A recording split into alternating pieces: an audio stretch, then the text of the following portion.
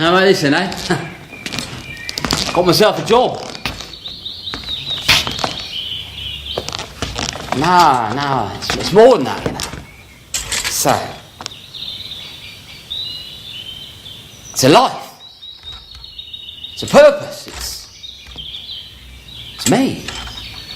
You know, it's one day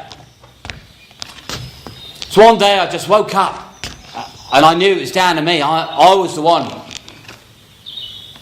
who had to take control of my life, and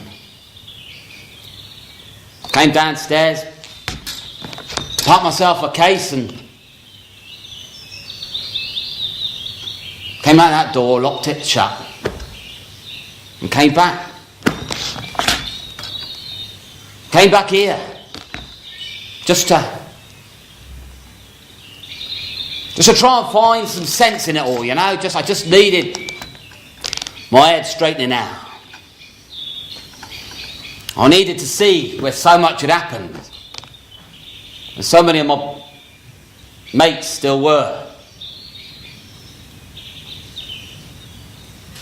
It's funny because when I left England, it was like a cold country, soulless, people everywhere but nobody living. Come over here, and it's teeming with life. It's dead everywhere. There's life. There's mums and girlfriends and wives coming over to see where their loved ones had fallen. Kids coming to see where their dads were waiting for them. God, it was the right thing for me to do, you know, just to come and make sense of it all.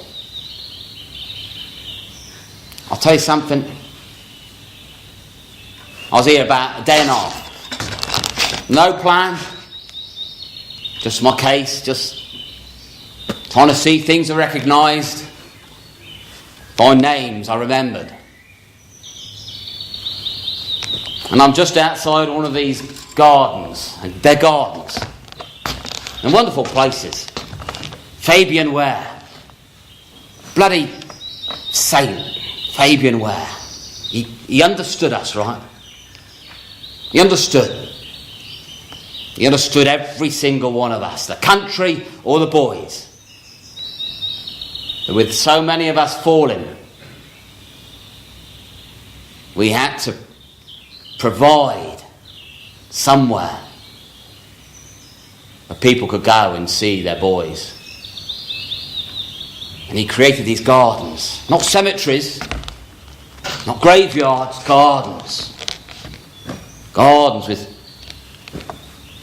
well-kept grass and bushes and trees and birds in the trees. And I'm there at one of these gardens, and a fella comes up to me, just nudges me. He says, "Here, fella, you want a job?" Of course I bloody want a job, yeah. There and then, I get put with the boys that are clearing the fields. Each day, we start going out, we've got these notepads, a piece of paper, a pencil. We're in lines. And we start walking those fields, looking down on the ground, eyes peeled for anything. It gives us a clue that down there, there's a fella we ain't found yet. Maybe a button shines in the sunlight. Maybe we see a bit of tunic. Maybe there's a bone sticking up. But when we find it, whatever we find, we carefully reveal it. We bring it to surface, and we note on our paper exactly where he is and what we find, and any clues as to who that poor boy is. comes on that paper. Sometimes you find half an arm, foot in a shoe maybe. Sometimes you find two boys blown together so you can't take the skeletons apart. Other times it's just like the boys sleeping, just there. And we take them, we bring them back to these wonderful places. And they get put to rest properly.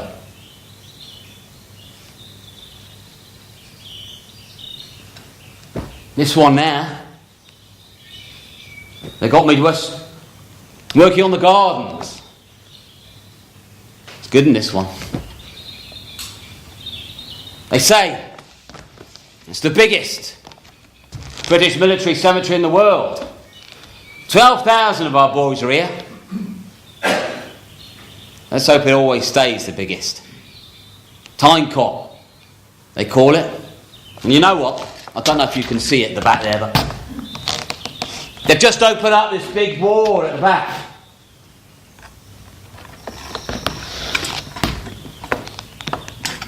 $35,000 names on that wall.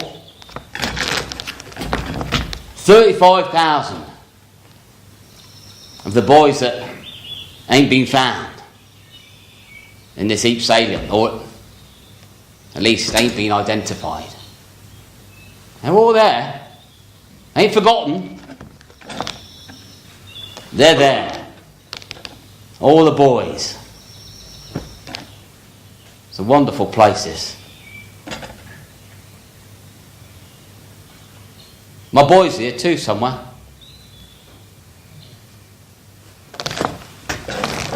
Sometimes he's over here.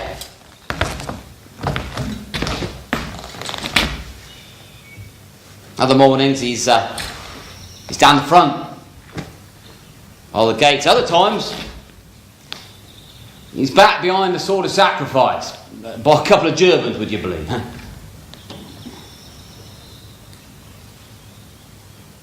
Beginning of November 17, you got it here on the way to Passendale.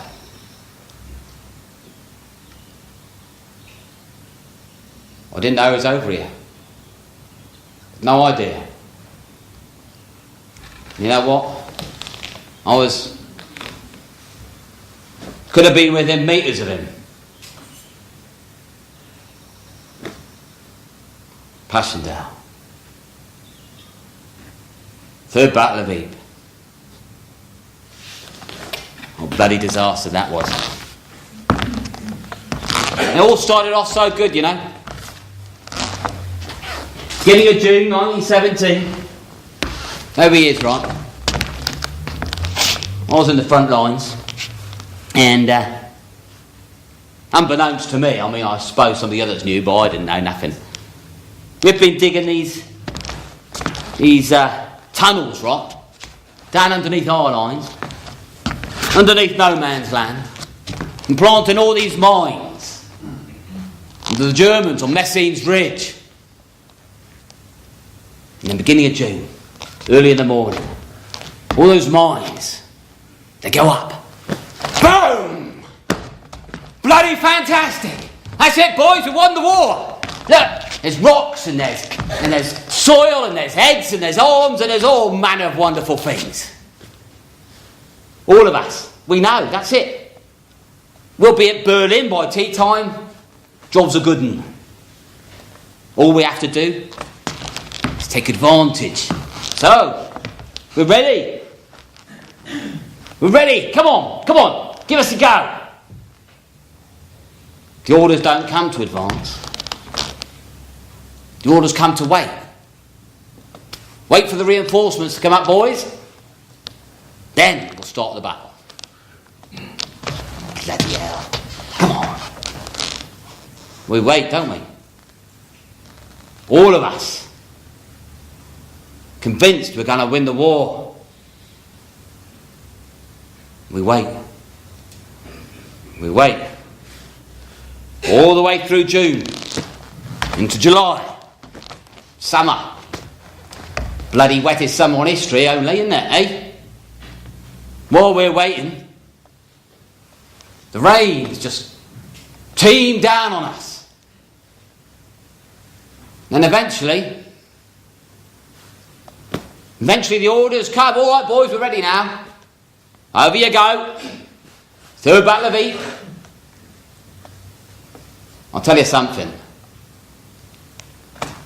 When we went over that top, it weren't the machine gun bullets for the Germans we were worried about. You know, if a bullet's got your name on it, it's got your name on it, and that's it. It's the mud. It was the mud that we climbed into, that grabbed you and pulled you down, inch after inch. We fought our way up towards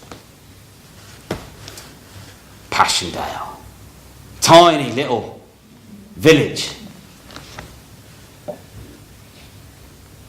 And that mud would grab you and hold you. And boys, they might get a nick in the leg, they'd go down. The weight of their pack would keep them down. They'd slowly drown in the mud. Or they'd step into a shell hole that they can't see, and it would grab them and sack them under. But we still fought, inch after inch after inch. And eventually, the Canadians liberated Passendale. And I was right behind them. Man, that was the end of the battle. It was called a halt there. There weren't no great celebrations or anything. But while I was there, somewhere by me, my boy was lying dead. Over 300,000 of us got it that autumn. That Battle of Passendale. 300,000. And one was my boy. Just a number, just a statistic. They never found him. Well, of course they never did. He shouldn't have been here, you know. I mean, he really shouldn't have been here. 17. I begged him in letters. I'll say, boy, don't you go doing nothing daft. You wait until they call you up. And they call you up, you just got to come and do your duty. But don't you give way too soon. But my missus told me, she said it's one night. He was at a dance with some of his mates in the town. He sat there on the side of the hall, just minding his own business. All of a sudden, he sees this girl. She comes from one side of the room, makes a beeline straight for him, and hands him a white feather.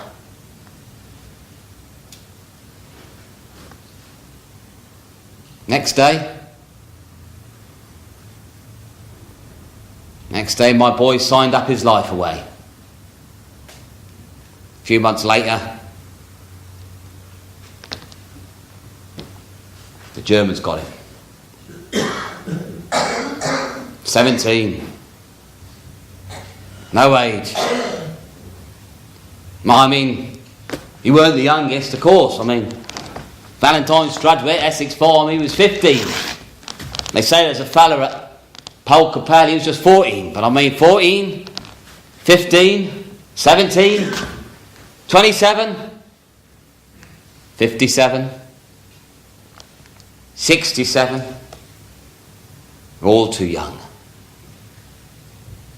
67. Henry Webber.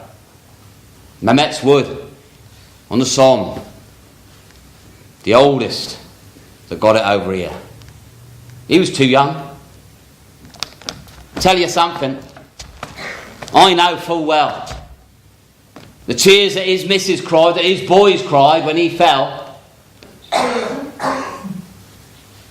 Those are the same tears that me and my missus shed for our poor boy. All too young. In the Somme. I was there as well, you know. Well, of course I was. I was bloody everywhere I was. But I was a lucky one. Always been lucky, me. But that was a funny one. And again, that was it. That was it, we were going to win. Right there, right? Months? Nah, weeks. We'd been shelling the Germans. Weeks and weeks. Just pounding their lines all down the Somme. Right? We're told.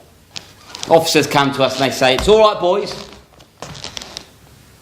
By the time we finish our pounding, there's not going to be a living German anywhere along their lines. They said, all the barbed wire, that'll be as flat as a pancake. And the Germans, well, they say, not even a rat. Not a rat could live in those trenches. What? They think the Germans are bloody stupid or something? I mean, what? Suddenly these shells start firing on you. What are they going to do? Stand there, got in him all. Here comes a shell. They hunkered down, didn't they? They went underground, got in their bunkers, and bloody hell, did they have big bunkers. So while we're busy pounding them, killing all the rats, oh great, they're there, playing cards. Don't mind the sounds. Day in, day out. I mean, I dare say it wasn't a lot of fun. But they were just waiting while we pounded them. And then, of course, you know, this barbed wire line, right? It's going to be flat. Well, either they're lying to us or their intelligence is wrong. Probably a little bit of both, truth be told. But we soon found out there's plenty of barbed wire around. So, there he is. He's waiting for the bombardment to finish. And then, goes quiet. 1st of July, 1916. All of a sudden, for a moment, you might hear a lark up in the sky. And the whistles go. And the boys start going over. I was lucky, I didn't go over to the 2nd of July. But I remember that first day. Those whistles, those boys climbing out. They've been told, it's not going to be any Germans left. So you just walk sensibly across no man's land and you take the trenches. Well, of course, as soon as the guns stop firing, well, the Germans, they think, the English are coming. So mark they pop, get on their fire steps, get in their machine guns, and they look over, and they see these lines and lines of men just climbing out and walking towards them. It's like their birthday. And they just take them all down. Just fall all in front of them. You know that morning? I remember the whistles. I remember the boys going over. And I remember this pounding of machine guns. And it got to a pitch. And then suddenly it's not the machine guns you hear. It's the screams of the boys as they're falling. And then all you can hear is the cries. And that day, the sun beat down on them. And all through the day, all these boys which didn't get a true on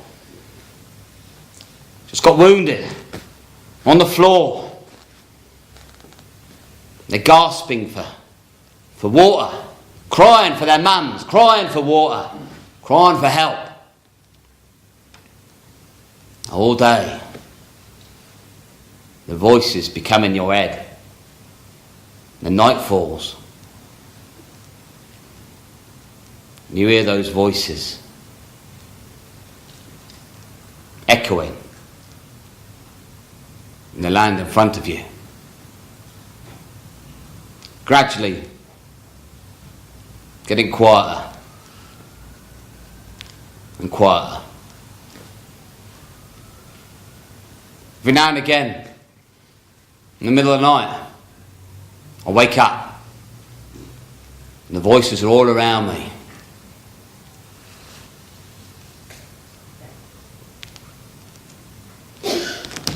You know, the letters that went home to the parents and the wives and all,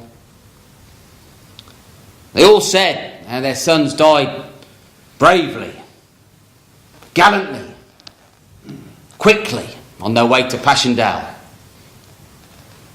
or fighting towards Ypres on the Somme.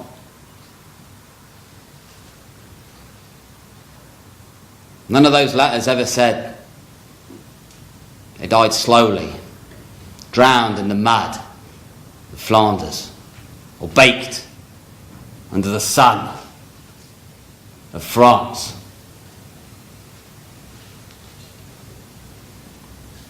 Just as well, really, isn't they? That's something no mum ever wants to read. And so this place is the place I should be.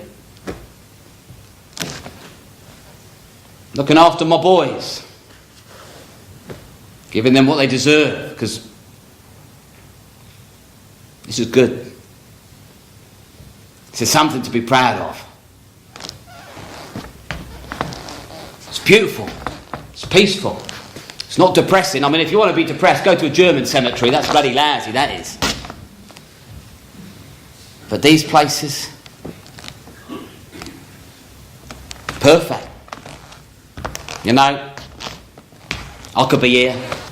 I could be down at Ypres Wood. I could be at Pozieres. Doesn't matter. My place now is with the boys, the lads. Because they're all lads, blokes. That's what they are. Blokes. It's like me and you. Oh, some of you anyway. Some of them were saints, you know. Some of them would do anything for you. Some of them were heroes. They'd take a bullet for you.